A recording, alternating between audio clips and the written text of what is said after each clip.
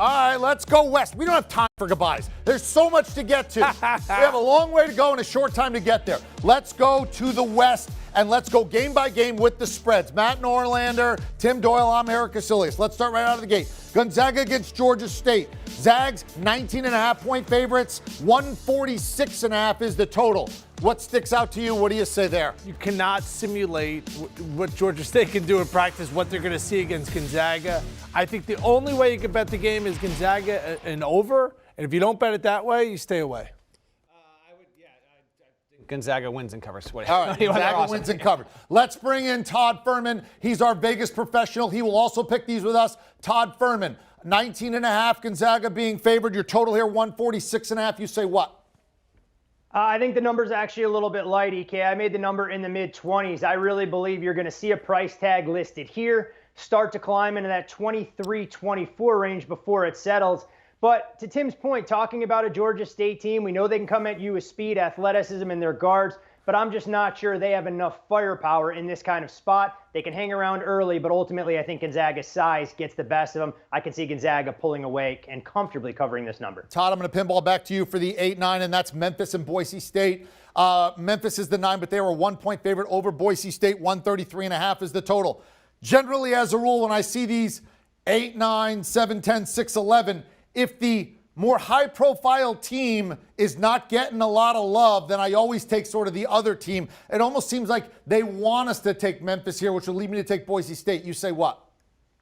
Well, last year, EK, we broke down tournament games. I got myself in hot water with a number of fan bases across the country. So I'm going to be a little bit more delicate with my words in terms of handicapping this particular basketball game. But I think when you look at this Memphis side, there's no doubt Penny deserves a ton of credit for getting a team that was well off the rails early in the campaign, putting things together, winning 2 out of 3 games against Houston. But you dig into what Memphis was able to accomplish, and I really believe they're not going to be nearly as battle-tested as a team in Boise State who had to go through the rigors of what I think was an underrated Mountain West Conference. Leon Rice, I really believe he'll have his team going here. And having a chance to see Boise State up close in the quarterfinals of the Mountain West Tournament, I think Shaver and Aycott can be the athletic duo in the backcourt to give Memphis problems. I like Boise State here, especially as they move into the underdog role. Matt Norlander, 1 vote for Boise State, getting a point against Memphis. You going to second that motion or go the other way and make a case for the Tigers? Well, you guys are about to experience what one of one of our employees deals with every year when I have to pick the bracket on the phone, and it is excruciating. This is the toughest 8-9 for me until we get to the next 8-9. I'm going to trust Boise State in this spot. Regular season and tournament champions in the Mountain West. Memphis has been good as of late.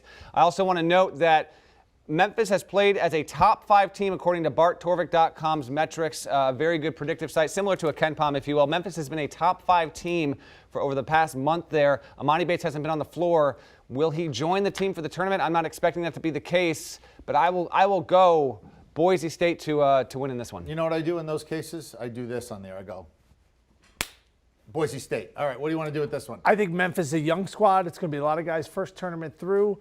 They only scored 50-some-odd points in the American Title League game. I like under here. All right. I think that Boise under 133.5. They're going to be able to slow this game down, no doubt. All right, UConn is a 7-point favorite in their game over New Mexico State. What do you want to do with UConn given the 7? Tim, I'll go to you first. I would take the dog there. I think that New Mexico State, they have an impossible time scheduling. Watching them, I love the way they mix defenses. They'll throw 2-3. They'll go 1-3-1. They'll play man-to-man. They are not going to be intimidated by this. Overall, I think that the Big East got a little bit too much respect, so I'm going to gun towards them. I'll take the dog here. You know, I'm going to take UConn in this spot. I love the Huskies roster. They've got a lot to. I just saw them in New York at the Big East tournament. Saw them beat Villanova less than a month ago. New Mexico State is a good team. They're worthy of that seed line. But offensively and defensively, they don't rate quite well enough for me. And they were good in the WAC, but they did get taken out. And there were some quality teams from mid-major league. I will go with UConn here, but I want to note this because I had written about this earlier this season on CBSSports.com. UConn, to me, the way it's built, the way Dan Hurley coaches this group, it is capable of losing this game, and it is also capable of going from the 5 line all the way to the regional final in this particular region there. They have a wide spectrum of what they're capable of. I really like what they have, so I'm going to take them to win and cover in this spot. But it won't stun me, guys, if this winds up, if we're locked in on this game with a minute and a half to go. No. And look, the point is not just to pick the games, but to tell us which ones you really like, as opposed to which ones you're making a selection. I looked at UConn and I was hoping I could grab the under because I know they're going to dig in, and when you haven't seen them and their length and athleticism and pressure. But at 132, they're not giving it to me. They set that pretty low. You want to go after that 132, Todd, or you want to have at that 7? You know, I'll lean under the total here, but I actually made the game 6.5, so I don't see a ton of wiggle room either way. I kind of want to ping pong back to Matt's point, talking about UConn being one of the more enigmatic teams in this region, because I agree completely. They have a team that has a relatively low floor on their worst days. They can look as bad as any of these teams that are in these top 6 seed lines. At the same time, on their best days, and RJ Cole gets going, him and Sonogo can be a very difficult out as far as an inside-outside combination. And as you forecast ahead to their potential next-round matchup, if they're able to navigate through New Mexico State, who we know has a dynamic scorer in Timmy Allen, this UConn team can be an extremely tough out. But I really believe the Aggies benefited immensely from playing in a WAC conference this year that was significantly better. With the addition of a couple of teams coming from the Southland, they got tested on a more night-in, night-out basis than we've seen in the past. Wouldn't shock me, to your guys' point, if we see New Mexico State hanging around late in this contest and it coming down to free throws at the very end. Matt Norlander, your first one. Arkansas taking on Vermont and Buffalo. It's 6.5. Over-under's 140.5. Nobody was more dominant in their conference tournament in the country than Vermont. You can drive from Vermont to Buffalo. It's not around the corner, but you can drive. There will be fans there. But 6.5, it's an interesting spread. What do you want to do with Arkansas, Vermont, or do you want to go after that total of 140.5? What a game this is. Vermont is the #1 defensive rebound team by rate in the country and #3 in effective field goal percentage. John Becker's team has been on fire. Ben Shungu and Ryan Davis, maybe the best 1-2 mid-major combo in all of college basketball. If they're not the best, they're top 3 without a doubt. Arkansas has been good. Now, it's been great at home, not quite as great away from home. I'm going to take Vermont to cover here. I'm going to, in the heat of this moment, I'll take Arkansas to win.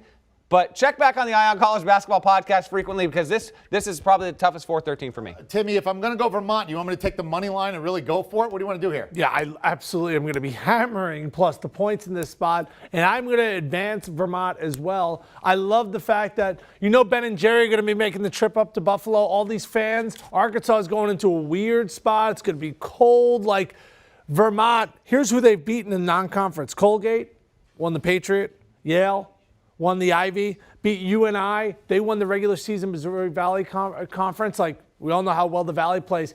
And you're going to give me all these points, and it's a veteran group. I'm trying to target experience here. If this game was maybe in a different location, I'd go, man, Arkansas just has so many better athletes. But the fact that it's like up in that, when I saw they were going to Buffalo, Taylor Coppenrath and TJ Sorensen just like jumped in my head. They both had wonderful 9-year careers at Vermont, by the way. When they were making shots in Worcester, and I was like, oh man, this is totally going to happen again. The fact I'm getting all these points, I'll take the dog. All right, what do you say, Todd? You want those points? You want to make a case for Arkansas, or are you going to have at the total? Well, honestly, EK, I'm a little bit disappointed. Tim Doyle brings up Ben & Jerry's from Burlington, Vermont, but he doesn't mention the Vermont Teddy Bear Company, because Tim got himself in hot water with countless co-eds during his various stops along the way before he became an honest married man. So he was sending those teddy bears all over the country. But when you're looking at this game, I actually agree with the guys here. I'm taking Vermont plus the points. I think this is a team that can slow things down and really frustrate Arkansas. We know that the Razorbacks want to push tempo. They're going to be the more athletic bunch, but Vermont, one of the most efficient teams in scoring the basketball. Sure, it's tough to use the American East Conference schedule as a true litmus test for what it's like when they step up in class athletically, but I think Vermont is an excellent upset candidate, and it wouldn't shock me at all if Vermont gets through this game that they can be a thorn in the side of that winner of that New Mexico State UConn's game as well. All right, next up we have Texas Tech giving 12 to Montana State. It's 131.5. And if you're looking at your bracket, we're skipping down because Alabama's going to play the Rutgers Notre Dame winner. So there's got to be a game first before we have that. So when you look now, Texas Tech giving an even dozen to Montana State, 131.5 is your total here. I've been on Tech a lot this year, not necessarily win the title, but when you haven't seen this team play and you haven't seen them in conference and you got to go up against them, that is a tough group of hombres. Todd Furman, you say what?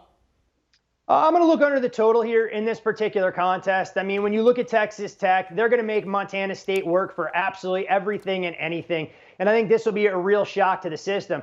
When you look at Tech this season, you can make the case that Coach Adams did one of the best jobs from top to bottom. They never got down in their feelings, never worried about losing Chris Beard. They went out there and played with a chip on their shoulder on a night-in, night-out basis. And I think when you have that defensive tenacity, one of the best teams in the country in that particular department, you're going to be a difficult out regardless of who you play. I'll shy away from the number here. I just don't want to lay double digits with the Red Raiders. But I like this game under the total a bit. I think Texas Tech going to be more than happy to suffocate defensively and grind this thing to a halt. Matt Norlander, Texas Tech giving 12 to Montana State, 131.5. Danny Sprinkle done a great job at Montana State. This is a really cool. This is a program that doesn't get there that often. I like to highlight the small schools that either end long droughts like Montana State or they get there for the first time. We got a couple of those schools there. Texas Tech's been terrific. Now, one thing to keep an eye on with Texas Tech in this matchup, a big picture as well. The style that Mark Adams deploys defensively, he's been that play caller on that end of the court going back to when he was an assistant under Chris Beard. It's very successful. It's been copied in other parts of the country. But it's also different playing that style in Big 12 play where the officials are used to it. There won't be Big 12 officials that work this game there. So keep that in mind. I actually think there's a chance this game will have a decent shot at going to the over if Texas plays aggressively. We have more foul shots, more free throws. Montana State can get to the line with relatively good frequency. I will take Tech to win and to cover in this one. But it wouldn't surprise me because of Texas Tech's style and the way it plays, guys. Certainly capable that this game we look up and it's 54-47 with 2 to go, and Montana's all in that spot. All it takes 131.5. You want to go under? Here's the problem with Montana State. I've seen them. Their best player is Jabril Bello. He was not only the conference player of the year, he was also the defensive player of the year. You know what also he is? He's the most athletic player in the Big Sky Conference. Well, you know what Texas Tech has? They have a lot of athletes as well, and I'm suggesting when you fill out your bracket and you get to a spread that is so far off of what I anticipated this game to be, I thought it was going to be 8.5. And when I see this kind of number, I just go, I'm going to bet Texas Tech, or at least I'm going to move them on my bracket. If I don't individually bet this game, look at the spreads before you fill out the brackets because you could learn a lot. Matt is predicting that Loyola, even though they're a 10 against the 7 Ohio State, they're going to be favorite in that game. The spread can sometimes lead you in the right direction. Yeah, Michigan is favored. They are an 11. For example, we're going to get to all the regions. Can I sell you that we should take Texas Tech second half?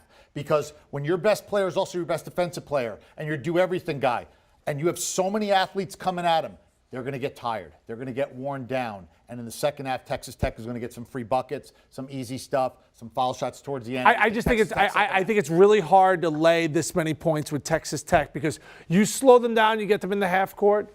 The half-court offense could put a glass eye to sleep at times. They don't really execute extremely well, but they're going to be able to bully Montana State. They may just shoot until they score offensive rebound time and time again. All right, we're going to whip around this one. Michigan State, Sparty, a 2-point favorite over Davidson, 143.5. Todd Furman.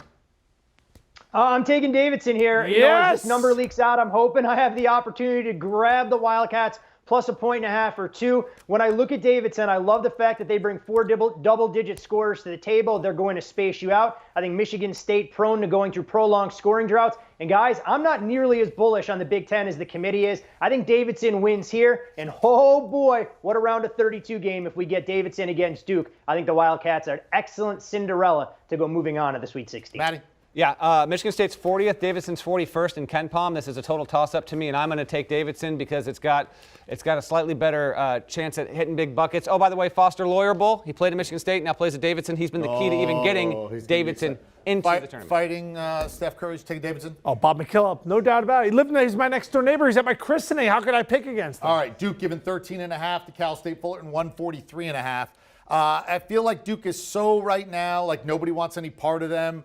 They're like, as they say, you're the kid at the monkey bars. We got to shave your head and get you back on the monkey bars, to quote, one of my favorite movies. But what are you going to do with Duke? I like Duke to really come out and maybe make a statement, get the kids' confidence back in Fullerton. I don't trust Duke at all. The biggest 2 stages they've been on the last 2 times, they've laid massive eggs. I would take the dog in this spot. I would take Duke to cover here. I'm going to be there in Greenville for HQ, and I think that Duke's going to have a really good shot at putting up a big-time performance and winning this game with ease. Coach K's pretty good about knowing his kids. Todd, does he feel like he's going to need to get his kids some confidence and maybe go out and really beat up on Fullerton? You want to give that 13.5?